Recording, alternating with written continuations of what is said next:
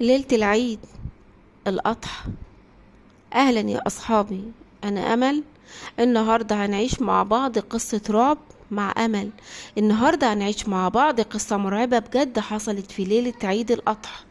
تخيلوا معايا أضحية بيت قديم في قرية بعيدة، وصوت مش طبيعي بيطلع من الحوش. لو انتوا جاهزين خلونا نبدأ، بس لو بتخافوا أحسن لكم تقفلوا النور وتستخبوا تحت البطانية. يلا استعدوا القصة. السلام عليكم ورحمة الله وبركاته. أنا أمل، بنت زي أي بنت، بحب العيد وبحب جو الأضحية واللمة مع العيلة. السنة دي قررت أروح أقضي عيد الأضحى مع جدتي في قرية بعيدة اسمها الخلا. القرية دي هادية قوي، بس فيها حاجة غريبة. كان الزمن واقف فيها، البيوت من طين والشوارع ضلمة، وكل ما تمشي تسمع صوت الريح بيزعق بين الأشجار. جدتي كانت عايشة في بيت قديم من النوع اللي تحس انه بيحكي قصص لوحده. جدرانه متشققة والشبابيك فيها زجاج مكسور، وفي ريحة غبار قديم كده. أول ما وصلت جدتي قالت لي: يا أمل، لازم نجيب الأضحية بكرة، بس خلي بالك الناس هنا بيقولوا إن الأضحية لازم تكون من السوق القديم. السوق كان زي الأفلام، ناس قليلة، ريحة تراب وخرفان مربوطة في كل حتة.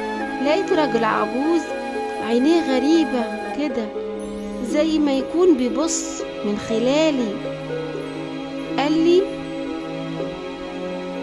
عايزة خروف، خدي ده، بس خلي بالك ده مش زي أي خروف. أنا ضحكت، قلت هو يعني بيهرج ولا بيقول لي ليه كده؟ يمكن بيهرج. اشتريت الخروف، كان كبير وحلو كده وضخم، بس عينيه والله ما عارفة كانوا بيبصوا ليا بطريقة مخيفة. رجعت البيت وربطت الخروف في الحوش ورا البيت. الليلة دي أول ليلة في القرية، كنت قاعدة مع جدتي بنحكي. فجأة سمعنا صوت من الحوش زي صوت خبط بس تقيل. قلت لجدتي: ايه ده؟ الخروف؟ قالت لي: عادي، يمكن بيحرك الحبل.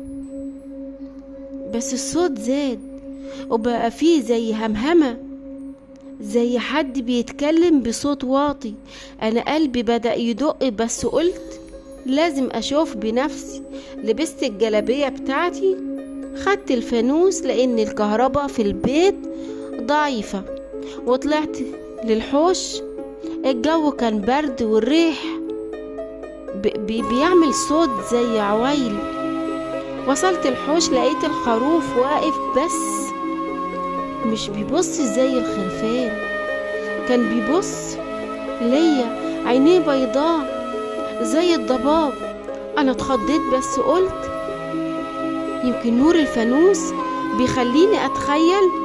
قربت منه، لقيت تحت رجليه دايرة مرسومة في الارض زي رمل متشكل برموز غريبة. رجعت لجدتي جري، قلت لها: يا تيتا، في حاجة غلط في الخروف ده. جدتي بصت لي بقلق وقالت لي: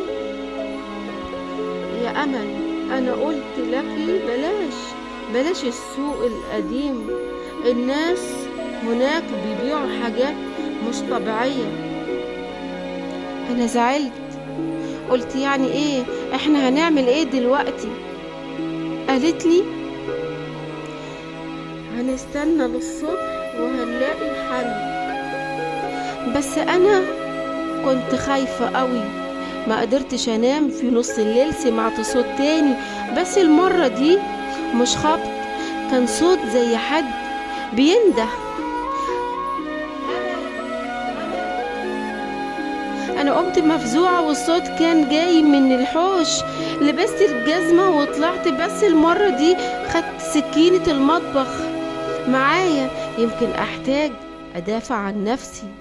وصلت الحوش لقيت الخروف واقف على رجليه زي الانسان، وفمه بيتحرك وبيقول: انت اللي جبتيني هنا. انا صرخت والسكينة وقعت من ايدي، جريت رجعت البيت، قفلت الباب بالترباس. جدتي صحيت قالت لي: ايه اللي حصل؟ حكيت لها، بس هي كانت مرعوبة زيي. قالت لي: في لعنة قديمة في القرية دي يا أمل. الأضحية دي مش خروف.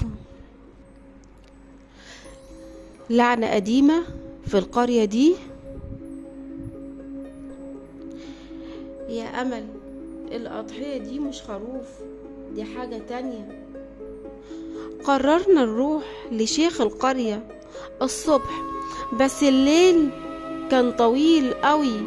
كل شوية كنت بسمع خبط على الباب وصوت الخروف بيقول: افتحي انا عايزك. الصبح رحنا للشيخ، حكينا كل حاجة. قال لنا الخروف ده مسكون بروح شريرة من زمان قوي. كان في واحد في السوق القديم بيعمل سحر اسود، وروحه لسه محبوسة في حيوانات زي دي. طلب مننا نرجع البيت، بس الخروف ما كانش في الحوش. الحبل كان مقطوع والرموز اللي في الأرض كانت متمسحة. دخلنا البيت لقينا كتابة على الحيط بالدم: أمل، انت بتاعتي. أنا حسيت إني قلبي هيقف. الشيخ بدأ يقرأ آيات من القرآن: أعوذ بكلمات الله التامة من شر ما خلق، أعوذ بكلمات الله التامة من شر ما خلق. فجأة الضلمة غطت البيت.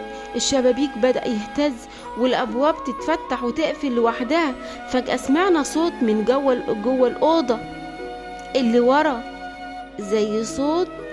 زي خطوات تقيلة. الشيخ قال: ما تخافوش، دي الروح بتحاول تخضنا. بس أنا كنت هموت من الرعب. قربنا من الأوضة لقينا الخروف، بس مش خروف. كان شكله اتغير زي كائن مخيف، نصه حيوان ونصه إنسان، وعينيه بيضاء زي الجحيم. وقال: أمل، انت اللي هتفضلي هنا بدالي. اللي حصل بعد كده مش هقدر أوصفه. الشيخ حاول يقاوم، بس الروح كانت قوية قوي. أنا جريت، بس كل ما أحاول أخرج من البيت الأبواب كانت بتقفل. في الآخر لقيت نفسي في الحوش، كأني أنا والكائن ده واقف قدامي، بص ليا وقال: العيد هيبدأ دلوقتي. يا جماعة، القصة خلصت ولا لا؟ أنا مش هقول لكم إيه اللي حصل في الآخر علشان أسيب لكم التخمين. بس لو سمعتوا صوت غريب ليلة العيد بلاش تروحوا تشوفوه. قولولي في الكومنتات انتوا كنتوا هتعملوا ايه لو كنتوا مكاني. ولو عجبتكم القصة ما تنسوش اللايك الجميل والاشتراك في القناة. خليكم معايا في قصة جديدة قريب لو لسه عايشة. والسلام عليكم ورحمة الله.